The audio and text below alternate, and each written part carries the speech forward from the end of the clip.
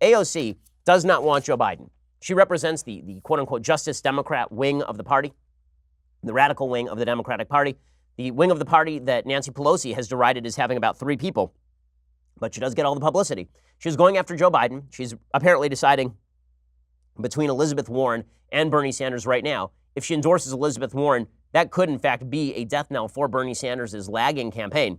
Yesterday, however, her chief focus was going after Joe Biden, who she certainly doesn't want as the nominee because he's quote-unquote too moderate. Here she is slamming Biden over his supposed middle-of-the-road stance with regard to climate change. I will be damned if the same politicians who refused to act then are going to try to come back today and say we need a middle of the road approach to save our lives. That is too much for me. We cannot, and we will not accept anything less than a solution to save ourselves. And that's exactly what this is. Okay, so that is a slap at Joe Biden. Joe Biden responded by saying, no. She's not slapping at me. Everyone took it as a slap at Joe Biden because it basically was. I mean, Joe Biden himself was booed when he was mentioned as having supposedly said that he had a middle-of-the-road stand on climate change. Now he says, I'm not middle of the road. Guys, I'm far left. Like, just love me. Love me. I've never been in the middle road on the environment, and I tell her to check, the statement that I made and look at my record. She'll find that nobody has been more consistent about taking on the environment and a green revolution than I have. And so, look, anyway, but I can't, I don't think she was talking about me. He doesn't think she was talking about him? Yeah, Joe, she was talking about you. And if you think you're going to escape so easily, I mean, he sounds old there. He really does. And it's a problem for him because the new vibrant wave of youthful Democrats, they've got all the passion and all the moves, and they're hip and they can dance. They're really not going to accept the John Lithgow figure that is Joe Biden when it comes to their full push for socialism.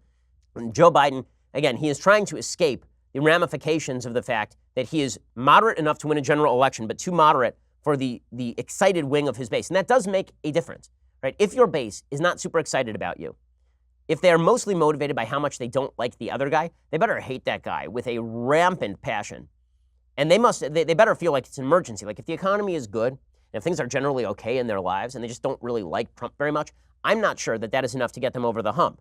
That means that you have to have one of two things, either broad public appeal or a very, very excited base, right? Donald Trump barely got over the hump against a candidate the Republicans loathed, Hillary Clinton, because there was a segment of the base that was super excited about Donald Trump. Okay? I'm not sure who in the Democratic base is super excited about Joe Biden. They hope that he has broad appeal. The problem is that he may have to choose between the broad appeal and the very excited base. You know, the people who are going to go knock on doors, the people who are going to spend their days phone banking. Are those people going to do that for Joe Biden? It's a serious question. And AOC, Bernie Sanders, they're ripping on Joe Biden about this. Here's Bernie Sanders subtweeting Joe Biden on climate change. When you're dealing with the future of the planet and making sure that our kids and our grandchildren have a healthy and habitable world in which to live, I don't know how you go too far. I mean, this is an existential threat, not just to the United States, but to the entire planet. We have a moral obligation to combat climate change, to bring the entire world together. This is not an American issue. This is a global issue, to bring the world together, to transform our energy system away from fossil fuel to energy efficiency and sustainable energies. And to me, we don't have a choice. We don't have a choice. We have to not elect Joe Biden. It's the only way. So this is Bernie Sanders' pitch.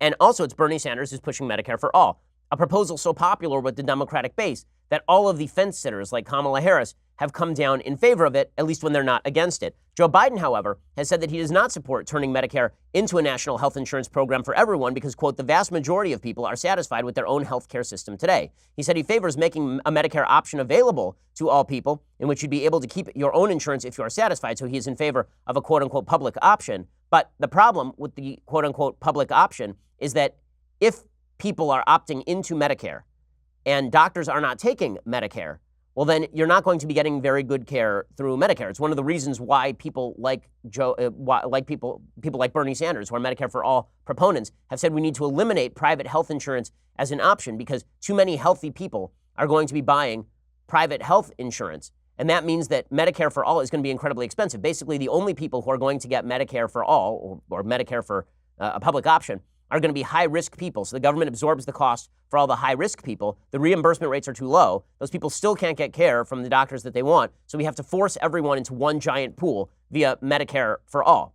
The question in health insurance is always risk pools. And the problem is that if you bifurcate the risk pools into healthy people and non-healthy people, and the non-healthy people end up on the government dole, and the healthy people all end up getting private health insurance, then the government ends up footing an enormous, enormous burden in order to get those people health care in the first place.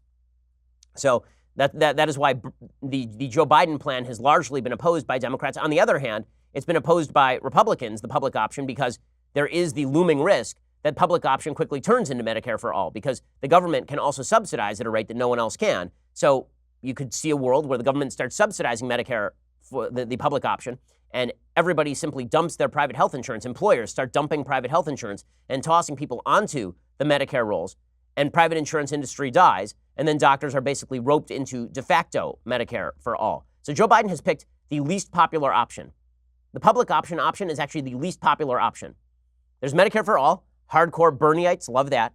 And then there's private health insurance without a public option, and Republicans are generally in favor of that. And then there is the public option, which is so unpopular that Barack Obama couldn't even get a public option through his own party. Right? He controlled the Senate and the House. He could not get a public option through his own party. That is Joe Biden's position, because he's quote unquote moderate.